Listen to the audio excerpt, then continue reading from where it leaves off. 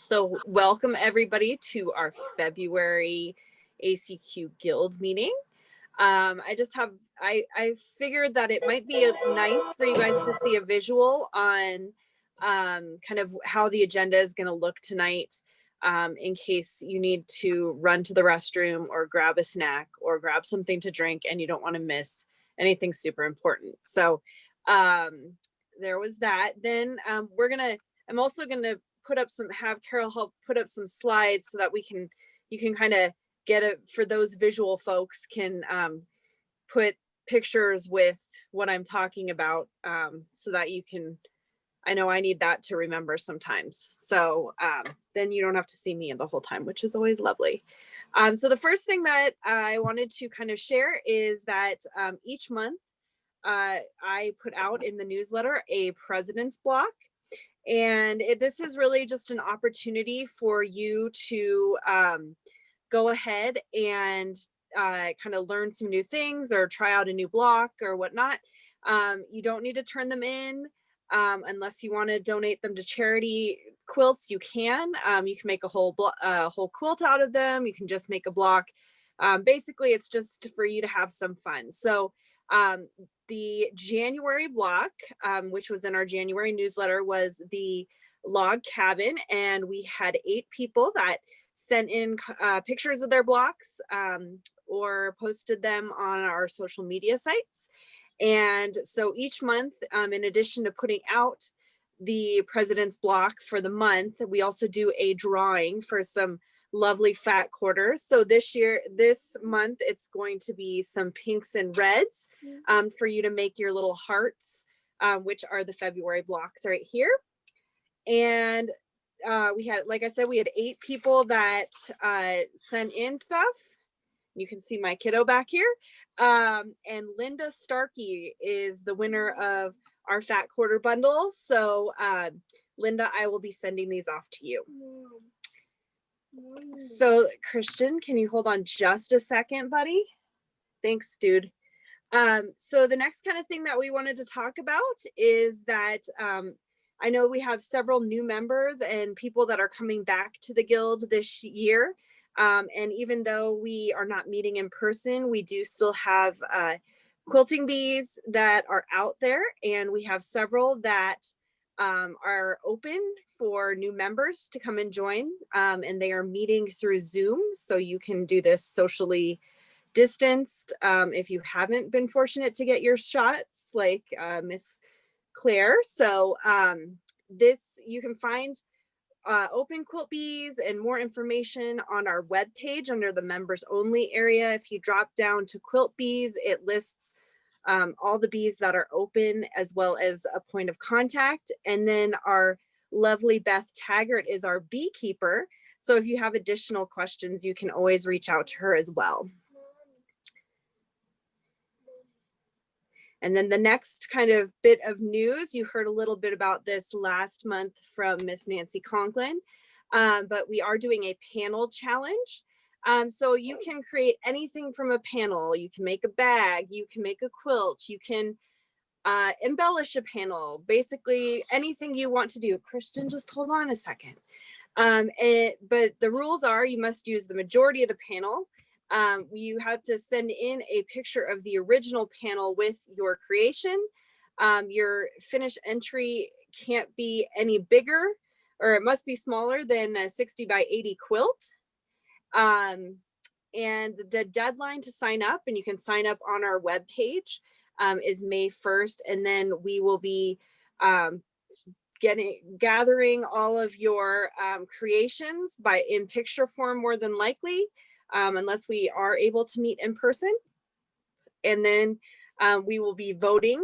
It's a viewer's choice award, and we'll be awarding first, second, and third places.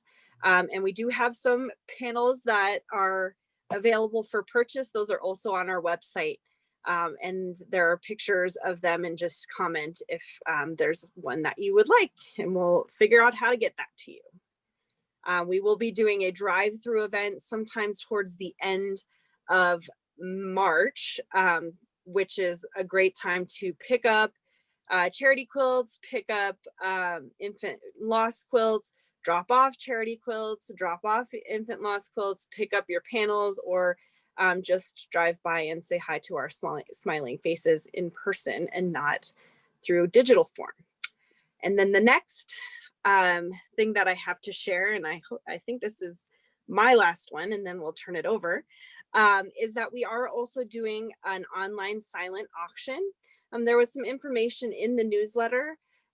So basically, kind of as we had talked about a little bit last month, we lost most of our income to run programs, and different types of opportunities come from one of two places: from your membership fees, and then also from the donations we receive for our raffle quilt.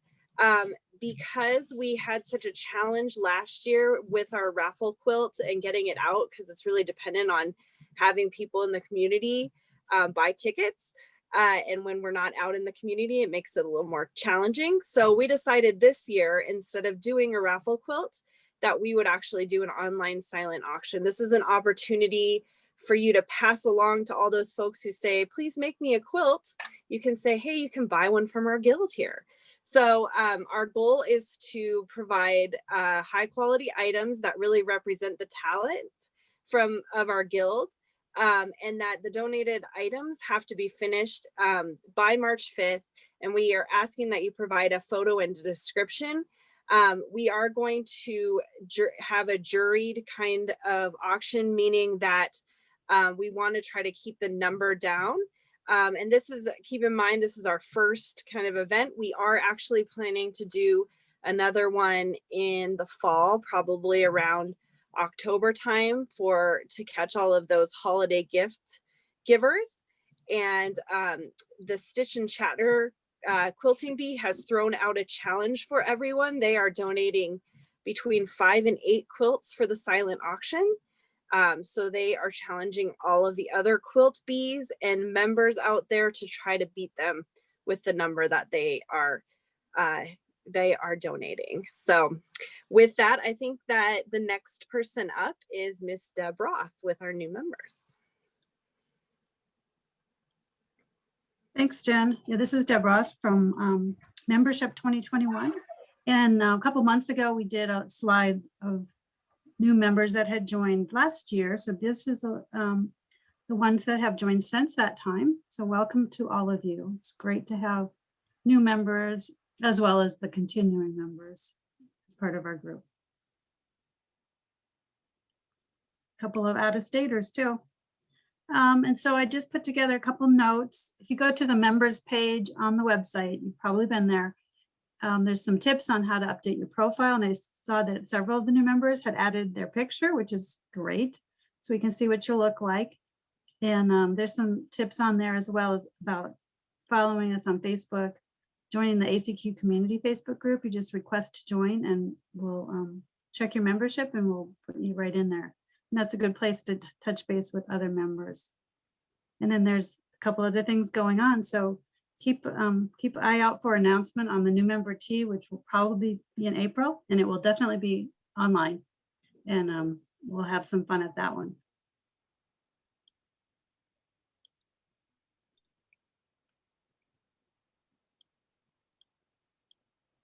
And the next person up is Sheila.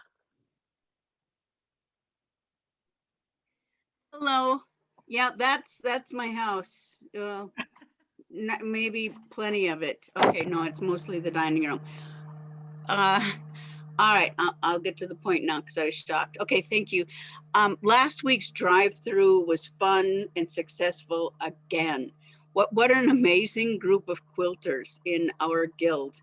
I exchanged kits and quilts with over 20 members. I mean, about 20. Is that kind of neat? Just a, the handoff, and we were socially distanced. Yes. So it was wonderful. And so this session it resulted in 32 completed quilts.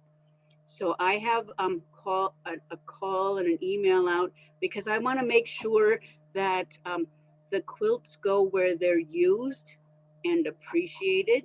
And so, but I will get those quilts donated before the end of February because it's okay that they're out of my house because they're taking up some room. And so I look forward to the next Charity Sew Day, which is February 28th, and it's online, 11:30 to 4. Come on in for part of it, all of it, and every session I learn something. So come and share. I think it'll be fun. And if you weren't able to attend the drive-through, contact me and we can exchange kits, quilts. We'll find a place to meet. Thank you.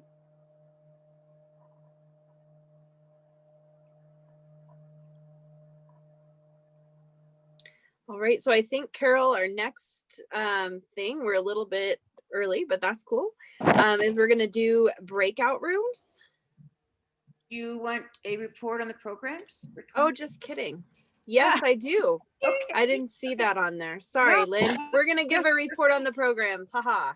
Yeah, so just to kind of keep you posted, up to date, March's lecture will be a video that we purchased from Leah Day regarding free motion quilting, and it's more than what you would just go onto her website and see. She put it together specifically for guilds, so she doesn't do live lectures. So this was a way to get her available to us, and she's going to be kicking off. This video is going to be kicking off our free motion quilt club. And I just want Carolyn Morris. She's one of the volunteers for the Free Motion Quilt Club. Carolyn, would you just give a little blurb, a little information on the Free Motion Quilt Club? Sure. We've met several times and discussed many things, and we realized that free motion quilting is something that encompasses a lot of different talents and skill levels, from very beginning to people who've advanced and been doing it for some time. And so we want everyone to feel included. And as we gather together and see how things go, we will use breakout rooms so that we can, if there are some things that need to be discussed by different skill levels, we can use the breakout rooms to do that. But we're really looking forward to learning from one another, because it will definitely be learning from each other. It's not a teaching class, however teaching will take place, but it will be from one of us to another. So we invite you to join us and share your experiences as well as learn from others. Thanks, Carolyn. So just a little bit more about that. There'll be, so in the March newsletter, there will be a lot of information. There'll be an article about the Free Motion Quilt Club. So just keep your eye out for that. And there'll be links at that point to the events, because you'll have to register to get the Zoom links and everything. So look for that article in the March newsletter. April, just as a heads up, we have the Rocky Mountain Quilt Museum will be doing a presentation on signature quilts. So look forward to that. And the last thing, Nancy, do you have more to say about the panel challenge? No, the only thing I would like to do is thank everybody that came out to the drive-through and picked up their panels, and people that purchased panels. We sold about 40% of our panels that I've been able to collect. So, if you're still looking for a panel for the challenge, we have some for sale. And also Holly's up in Centennial is having a panel sale, buy one, get one free till Sunday. So if you didn't like any of ours, which is quite possible, I suggest run down to Holly's and check theirs out. But I hope, registrations are coming along. So I hope everybody can get excited about the challenge. I've had 3 or 4 ideas floating through my head, so I don't have a clue what I'm going to do, but You're gonna I'm going to do something. All right, And I good, hope it'll be as spectacular as our class was the last weekend, but I don't think it'll be that good, but we'll see. I think it'll be great. Thanks, Nancy. So- So that's all I have for programs. So now somebody else can take it off. Okay, Deb, let's do drawing for door prizes. Door prizes. Okay, great. So I checked who had registered and pulled 6 random names. So we have 2 top prizes today. And then 4 winners of our regular great door prizes. And the 2 top prize winners are Sarah Bridges, who'll get a Tree Lotta gift card, and Barbara Beckman, she'll get a Wooden Spools gift card. And the other winners are Rosalie Rodman, Lonnie Tiffenbach, Diana Berry, and Regina Hoffman. Thanks. And we have a terrific pile of wonderful door prizes that are out in my garage right now. So we will pick something wonderful for you and get it to you as soon as we can. Okay, are we ready for breakout rooms? Are we ready for breakout rooms? Okay. Yes. Okay, so I forgot to ask June to set them up. I'm good now. Okay, thank you, dear. Okay, so we had a couple of questions, a couple of things we wanted to discuss in breakout rooms. And the first one was we wanted people to tell us about the first quilt that they made and who taught you to quilt. And then also about any techniques you'd like to learn, what you've got on your quilting table now, and who have you taught to quilt recently were our discussion points for breakout rooms. When we're done with breakout rooms, we're going to do show and tell. And then we will do a stand and stretch before we have Heather start talking. I guess I did the jelly roll for the group. Carol, how long are we going into breakout rooms for? What do we got? Let's do 15 minutes. Okay, here we go. All right.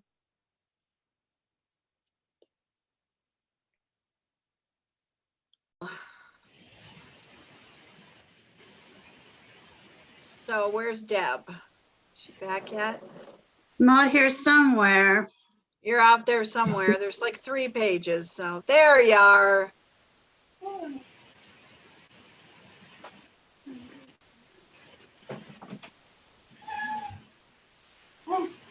You hungry? Okay. All right. Oh. I am just. Yeah, from the beginning. So somebody let me know when you can see something. It's good. It's good? Got it? I can see Right. something. I can see Okay, it. I can great. see it. Yay. Yay, it's working. So February show and tell, there's the lineup and I'll start scrolling through it. And so Carolyn, you're up first. Okay.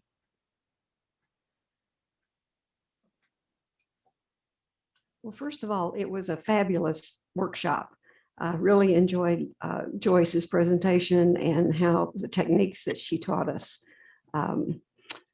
It took me a while after I got home because my computer failed and I spent the week working on that. But once I got back to finishing it, I had never done bobbin works, but I had the bobbin with my computer. So I used the bobbin works in this area and it wasn't the right color. I wanted something slightly different, but that was the only thread that I had that was thick enough to really use for this. And I thought, well, it's close enough. I'll just use it. It's better than making a trip somewhere just to buy the right color. So, but it was working. I tried several different things with the using some beads in here and I didn't like them. So I took them off and I ended up going with the, and you can't really see them very well here, but I ended up putting the little gold crystal things that she gave us to use on our quilts if we wanted to.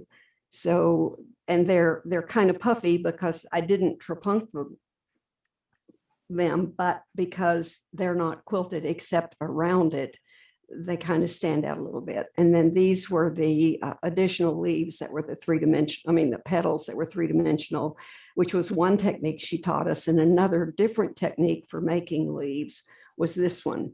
And it was just a lot of fun to make. And as I laid it down then looking for border, I laid several different greens around it. And all of a sudden in my green box was this. Now, why it was in my green box, I'm not sure. But oh, it was with a lot of metallics in there. And I looked at that and I thought, oh, I've got to use it there. that's calling, its name is just written there because of the colors that are in here. So it was a fun project, and those of you who had the opportunity to take the class, she was a great teacher. And I don't know how many of these techniques are going to show up on my challenge panel, but I'm going to have fun with my challenge panel. I don't know what yet. Great. Barb Pond. Okay. Should it be a new picture? Okay, here we go. It should be. This is the latest Bonnie Hunter mystery quilt called Grassy something. Grassy Creek? Grassy Creek, thank you. Oh, right below it, duh. Grassy Creek, that's the name. And That's really I cool. talk about learning a lot of things. One of the things about Bonnie Hunter's mystery quilts is she gives you lots of a variety of techniques to use. And I really especially loved the border on this one. That was all done with string piecing with the grays. And it's a queen size. And it's out to the long armors now. But I just loved the colors. It's orange and red and kind of a limey green and gray are the colors that I used, which were similar to ones that she suggested. So if you get the chance, it's I love doing Bonnie Hunter ones. They're a pain in the butt because you cut lots of pieces, but they are always beautiful when they come together. It is gorgeous. You have another one, Barb? Yeah. This should be Wanda, I think. Yeah. Okay, I'm just waiting for it to Okay. change. Wanda was one that was a quilt along with GE Designs, Gudrun Erla. And this one was actually made with the charm packs. And I had these charm packs that I wasn't really crazy about. So I figured that would kind of work. And what's interesting is rather than, they looked like you might have used 9 in each one, but you actually only used 5. And the way they get cut forms it in that pattern. So that was kind of interesting. And the other thing I really, really liked, you can't tell in the picture real well, but that's actually a diagonal little check on the sashing. And then she did the sashing in 3 pieces. So you had the 2 somewhat solids, and then you could put something with color in the middle. So that one was really fun. It's also very quick. A lot of hers go really, really quick. And so if you've never used a stripology ruler, that makes it go really quick too. It's really kind of a nice little tool. Oh. Okay. Jen, you out there? I'm out here and I too am waiting for it to change, but I Okay. think that it is going to be a picture. Yes. So last year we had Kim Lepachik, I believe is her name. And she was one of our speakers. She designed the Dresden neighborhood, and she lives on an apple farm somewhere up north. And her friend got together. I think her friend's name is Quilting Chicken or something like that. And each year they put out a project quilting. So this is the 12th year that they're doing the project quilting. And so their first challenge was to have a, to make something out of the colors of the Kona colors of the year, which are gray and a yellow. And even though the deadline had already passed, I had this idea stuck in my head, and it was like, I just needed to do it. So I just put on a variety of different kinds of strips and kind of used Peter, whatever his last name was that we had last year. He did hover quilting. So those pieces were just kind of slapped on there and then stitched over top. And then I put the gold in there as accents, just kind of fun. So that's my 12.1 quilt. And I think they are now, they just finished 12.3. So 12.4 will be the next one coming out. and you have a week to finish your challenge. So they post it, you have a week to finish your completed project and post it, and it's kind of fun. So thank you. Yeah. Deb McDonald, you out there? I am. Great. So it should come up here in a minute. Okay.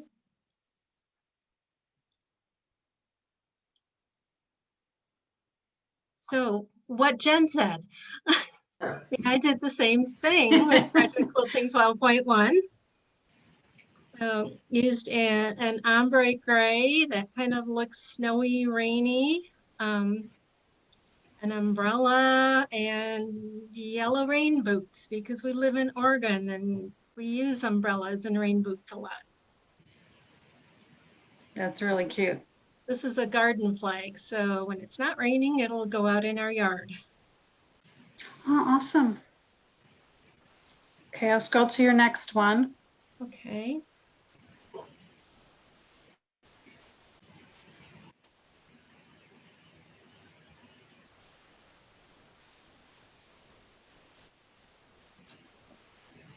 So I missed 12.2. That was you were to fussy cut something. And I was looking through my fabrics and I really don't have a whole lot of novelties or things that I could fussy cut. So I passed on that one. This is Project Quilting 12.3, which we just finished. The theme was virtual vacation. Make a quilt that reminds you of a place you've been, a place you'd like to go. And so I really enjoy the coast and water, and we enjoy camping. So that's the combination that I came up with for 12.3. So check. If you're interested, check out 12.4. That's going to come out at noon Wisconsin time on Sunday. So that's Central Time. Might look that up. Okay. Link is in the chat. The link is in the chat for Project Quilting. Okay. Thanks, June. Okay, I don't know if you can see mine yet. This is the next one. We can see. For heart. Okay. Yeah, so last week the RebeccaPage.com Quilt Summit was held. It was like for 5 days you had free classes, 5 or 6 or 7 maybe every day that were different interesting quilt topics and techniques and patterns. And on one of the days I made these hearts from a Jennifer Worthen Slightly Biased Quilts, a little tutorial that she gave, and I thought they were really cute. So I just made them into a little quilt and it hangs on my front door.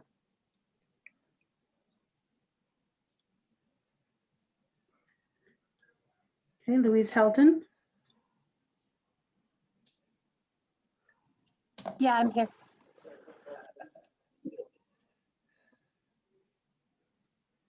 So this was an applique block of the month that I did called Teapot Slamper. It was a gift for my mother-in-law for Christmas. I decided early last year that I wanted to learn how to applique and figured the best way to do it was to just dive in head first. Really glad I learned how to applique, but I'm not sure I'll ever repeat it again. It was a lot of work. But it was also a lot of fun to put all the bright colors together. So.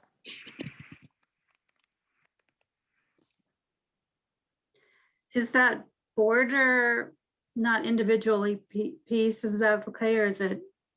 No, it's just a cut out? printed border. Okay, okay. That scared me when I saw that. It's like, if that was your first one, no wonder you're worried about it. It's cute. Yeah. Nancy Coughlin. I also took the workshop last weekend, and this was my result of it. I didn't put a border around it. I left it as kind of an art quilt, and that's the way I finished it. Other than that, I added some bling here with the crystals and a little bit of overlay on the leaves, but anyway, that's my version of the butterfly from the workshop. Good. Okay, Peggy, you're next.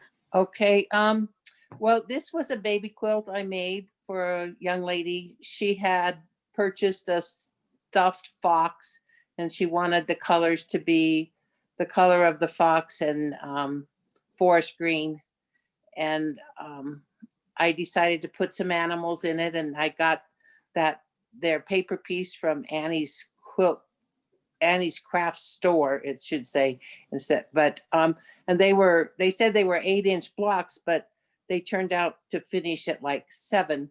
So then I was really not liking the colors because they were just no contrast and pretty dark. So the blue brightened it up, and then since the animals weren't as big as I thought they were, I was able to frame them in the yellow. And then once I added the yellows, I really liked it. And the baby was due February 3rd, and he came, instead of coming on Wednesday, he came on Friday, and I had it done in time. So anyway, that's my baby quilt. Good. And Beth, got yours in here.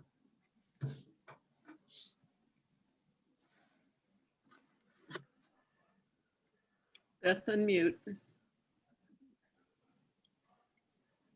My grandniece is getting married in June, and she's a native Coloradan, and so is her husband to be.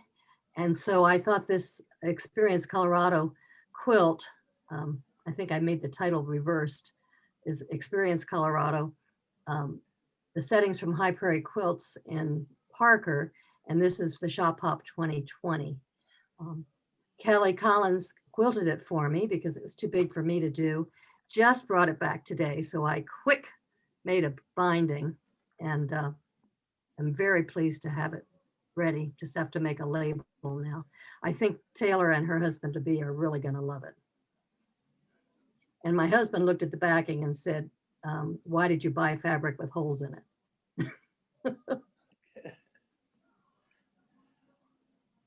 And that's just a printed denim, right?